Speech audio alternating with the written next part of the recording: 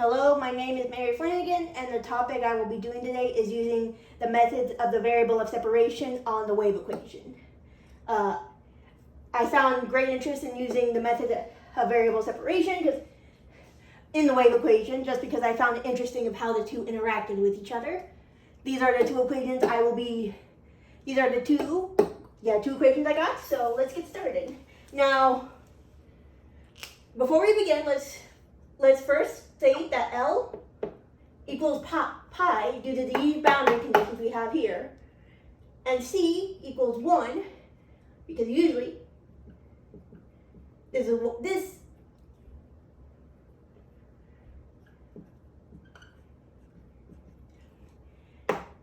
what the wave equation will usually look like, but here in this case you can see that C equals 1.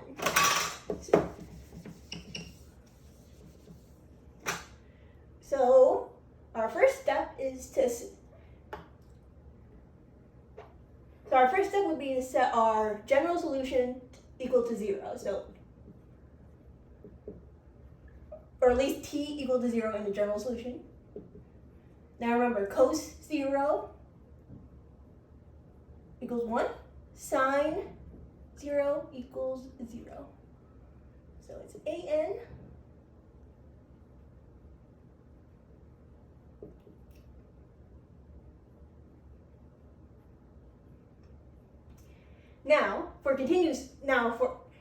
Now our next step is to set this equal to the equation right there, which is 3 sine 3 pi x. Now, as you can see, there are corresponding numbers. An corresponds with 3 sine, and then this matches with, and then the last part of the sine matches with this part of the sine. So now we can see that n equals 3. So A3 equals 3.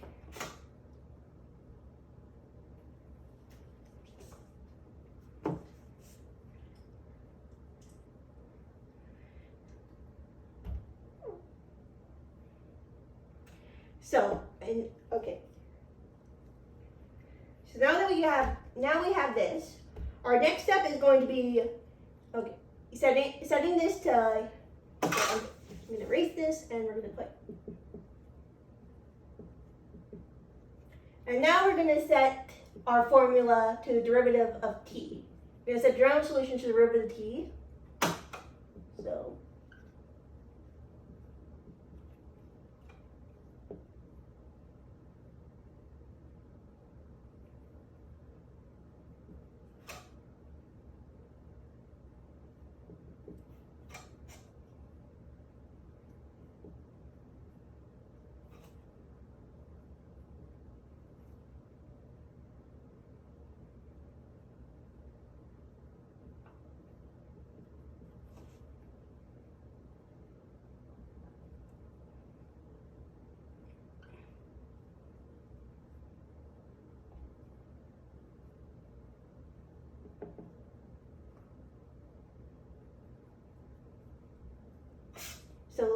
So then if we set this formula to t equals 0, this whole section will cancel out. So then we will get bn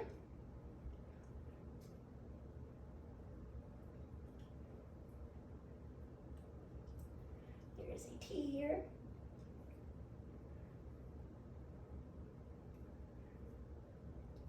And so this cancels out, so then this part cancels out, so then we have sine, because this is cos, my bad, I miswrote that, it's cos, so it equals 1. So then we have bn times 1, which is you aren't going to write down, times n pi x. And we set this equal to 0, and let's divide sine n pi x.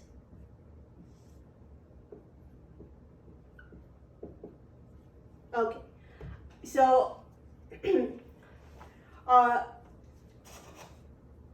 our formula ended up being, let's see, so.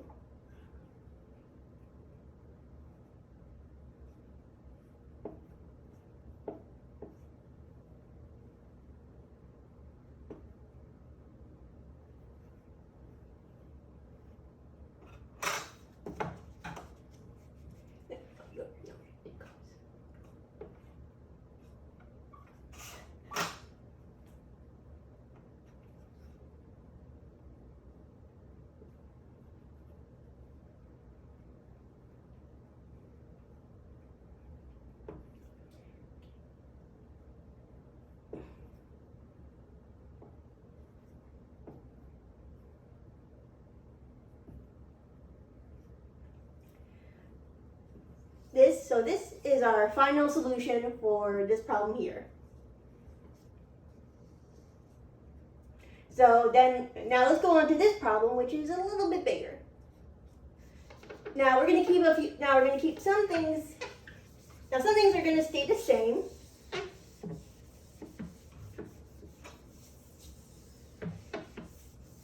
For example, x0 applied to our general solution is going to be an sine n pi x. So we're going to put summation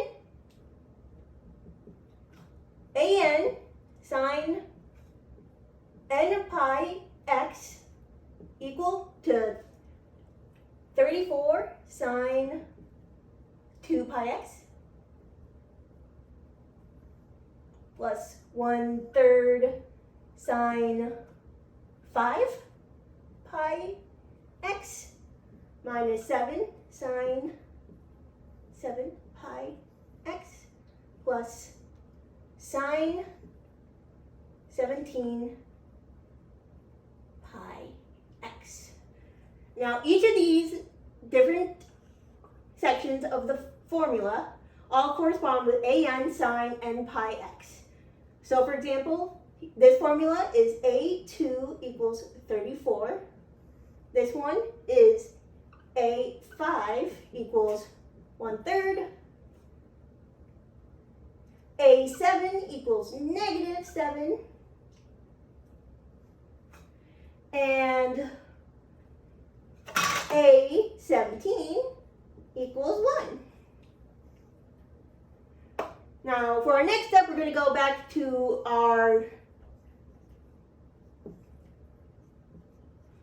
we're going to bring back the formula of the derivative of t set to 0. So we all know, so that will be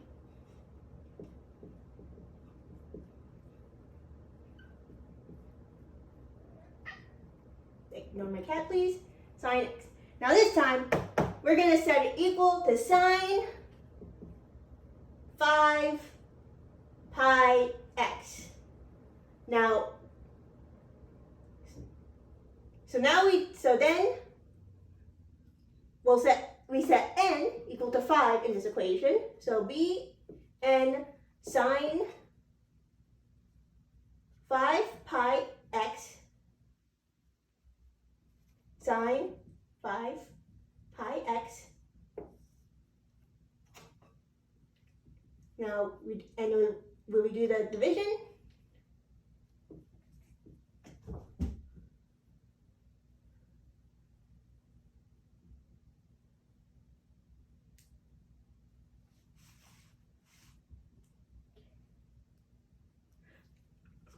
Oh, I forgot the n.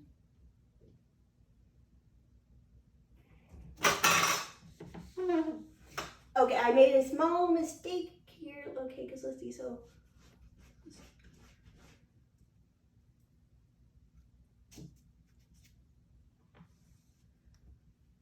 Okay, so I made a small. Sorry, so then, okay, sorry. Okay, so we said it's equal to n pi.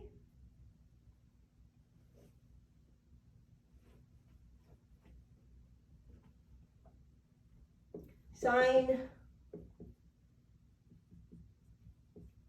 equals sine 5 pi x.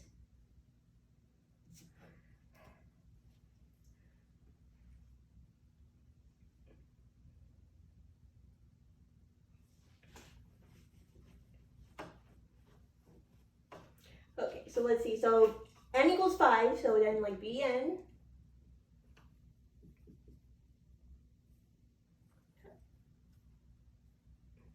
sine 5 pi x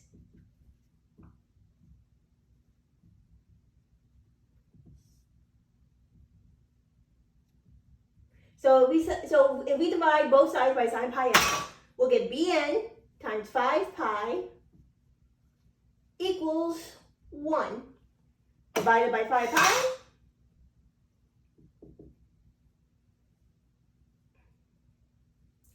So Bn will equal 1 over 5 pi.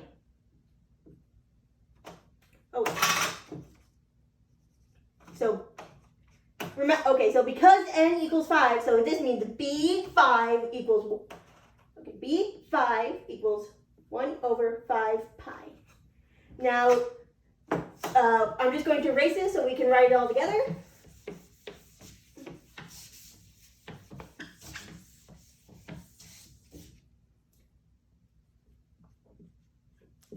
But the solution will ultimately equal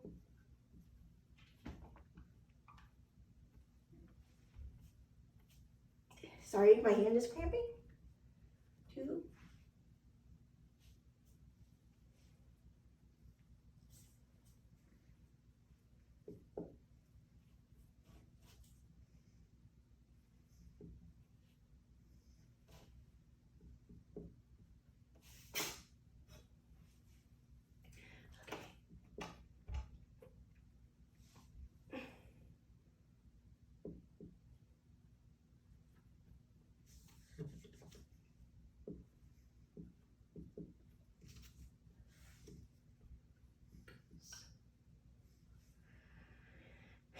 Cos 5, 1/3 cos 5 pi x times sine 5 pi x minus 7 cos 7 pi x times sine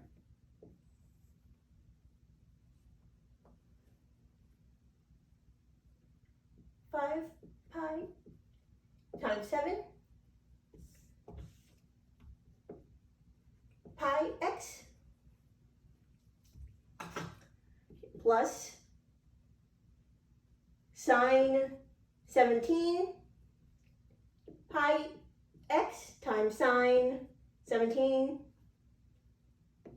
pi x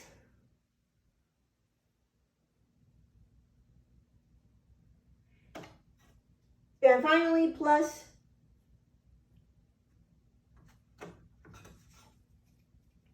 hold on, I made a small error. Okay, cos